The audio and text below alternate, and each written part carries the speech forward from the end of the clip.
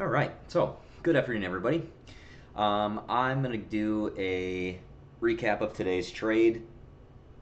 Let's go ahead, actually.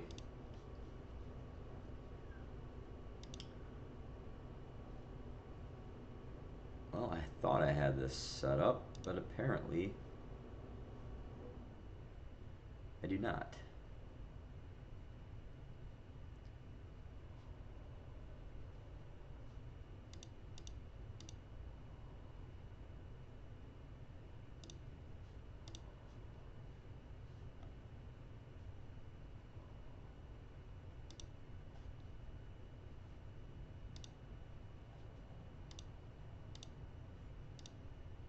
There we go.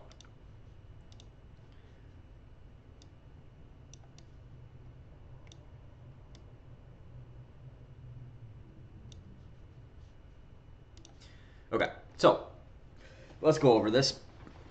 I'm going to start at the daily. Just crazy sell off. I had a feeling it was going to do this today. Um, I mean, probably coming down to grab this liquidity down here. Maybe even coming down, all this liquidity down here, truthfully. But on the daily, so I mark out previously daily high, okay, and then I mark out previously daily low, which is going to be this right here.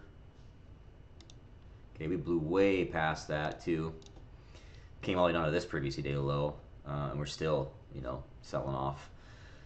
But the daily, that was the idea, right? We've got some buy side that's generating up here, and we see the liquidity sweep the previous daily high, and then we see a reaction.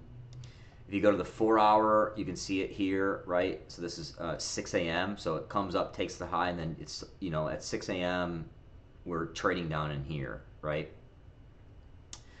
6, 7, 8 o'clock in the morning, we're trading in this area. So you can see how it's bearish, right?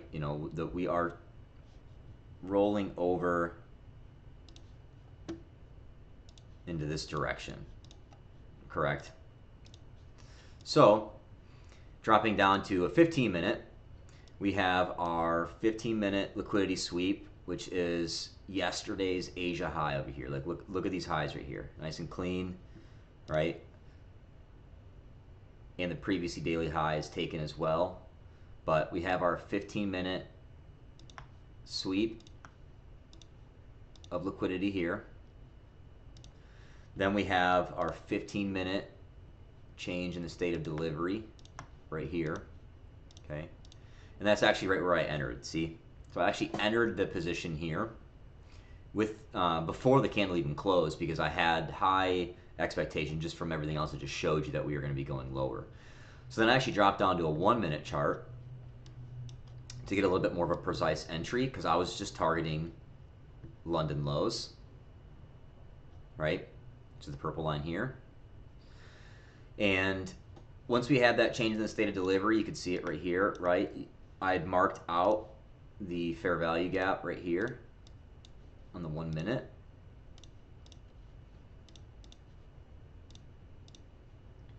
Let's fix that. Okay, so as soon as we got up into this fair value gap, you see here it came up, it dropped down, it came back up again, and I wasn't at that moment. I had stepped away from my desk for a quick second, so as soon as I got back, I saw it drop down, and then I instantly got in. And then market just continued to push all the way down, came right to London lows. I closed out just before that, as you can see here, because it was kind of just playing games. It wasn't rushing down there quite yet. It was like sitting right here, just going back and forth. And ES was moving up. So I wasn't sure if it was going to leave London low liquidity and then return all the way back up here for this fair value gap and then roll over. I had already moved my stop to break even at this point because I was not willing to allow price to come all the way back up here. So I already moved my stop to break even, and then I started thinking, you know what, let me just close the trade anyway. I'm up $200 on the day. I traded with one micro contract, $200 on a day. That's a really good trade. Entry, stop at the high, looking for these London lows. Is a 3-hour trade. Even if you had to stop at this high up here, still pretty close to a 2-hour trade, right? It is a 2-hour trade, just over it actually, right? And that's all you really need. It's just, you know, risking one to make two.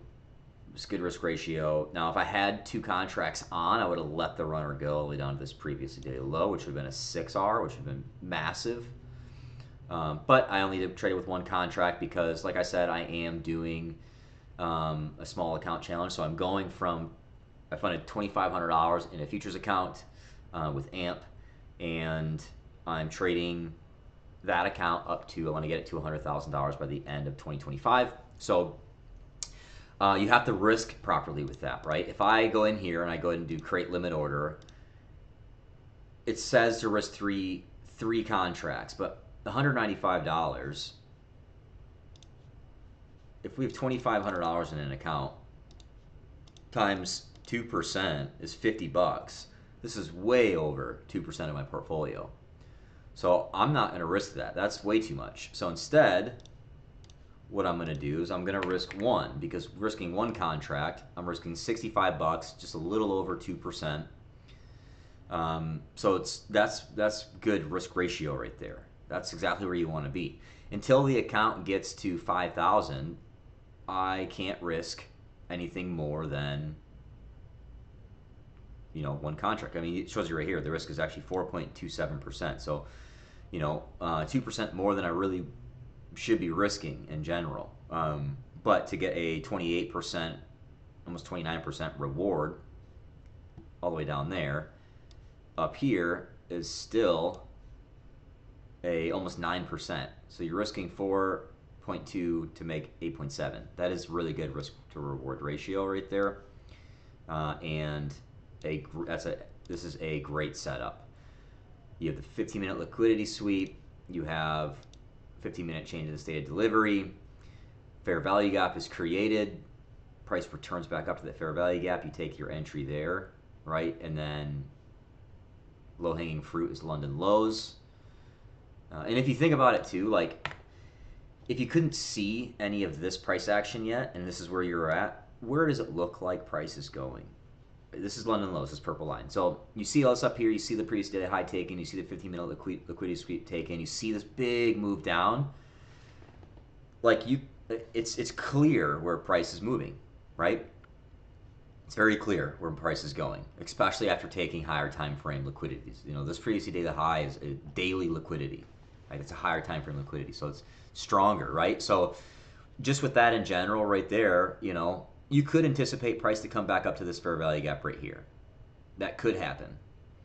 So that's why you'd put your stop above this high. This fair value gap right here, I would anticipate this to be a breakaway gap. This would stay open, meaning price would not return there because it's got such a large move. It's created one here, fair value gap there, one fair value gap here, and another fair value gap here. And it's just moving with like tons of speed. And then it has a retracement. With the retracement, it moves up, and then it kind of lollygags, consolidates, moves up again, and then has an instant reaction from the consequent encroachment 50% level of this fair value gap, which is why I had the indication to, okay, let's take a short off this one and not wait for it to come up to this. I'll put my stop at this high, risking $65 to make 200. Good to go. Sounds perfect. Boom. And that's exactly what I did. And then, like I said, if I would have had if I would have put a second contract on, if my account was at 5,000, I would have the second runner. I would have had my stop at break even, right? Would have never stopped me out, even right here, as you can see. And then price continues to move down, so that runner would have went all the way down here. Would have made quite a bit of money on that, just in general. So, really, really, really good setup. This is exactly what I'm looking for. This is my exact setup that I play on and how I trade, and it worked out beautifully. I mean, look at that sell-off is just, you know, massive, you know, just absolutely beautiful sell-off all the way down here to take out that liquidity. Extremely impressive. Probably going to continue down all the way down to take out the list liquidity down here. before retracing a little bit, maybe into this 4-hour fair value gap that's forming here, right? This candle finishes it's in 1 hour, so a new 4-hour candle will start in 1 hour. So we could probably expect price to come up here, maybe do this, sweep liquidity there, and then continue to dump lower, right? That's probably what I'd be expecting going into next week, since today is Friday. So you could probably expect Monday maybe to see some retracement up. Okay, Tuesday will probably come down, sweep that liquidity potentially, right? I would think either Monday or Wednesday next week is going to create the high of week, because so this could all be a Monday move, and then Tuesday run down, Wednesday run down, Thursday run down, Friday TGIF, which would mean it would retrace 50% of the entire week's move. That's kind of what I would expect or anticipate to happen. So that's what I'm looking for going into next week. But I'm still going to be trading one contract size to get my account until I get to the account up to 5,000, and then I will increase to 2 micro contracts. Once the account gets to 7,000, I will then go to 5 micro contracts, and once the account is at 10,000, I will go ahead and probably work my way up to about 7 or 8 micro contracts. And then once I have the account to 25,000, I will then do 10 micro contracts until I get that account to roughly 35,000, and then I will trade with 1 or 2 minis, and I'll start trading with full mini contracts after I get to about 35,000 in total capital. So that is the expectation. If you look at this move here, right, most people will be like, oh man, I missed this large move. I don't really care. I took my entry. I got out at the London lows where I had really good, hard conviction where price was going to go. The fact that it kept going even lower is just clarifying that it may be wanting to come down to grab all this liquidity down here. So I have a good idea of where price could be going into next week. So just wanted to do a quick breakdown for you, a quick analysis on the trade and why I took the trade. And if you like my content, please like and subscribe. And until then, I will see you guys next time.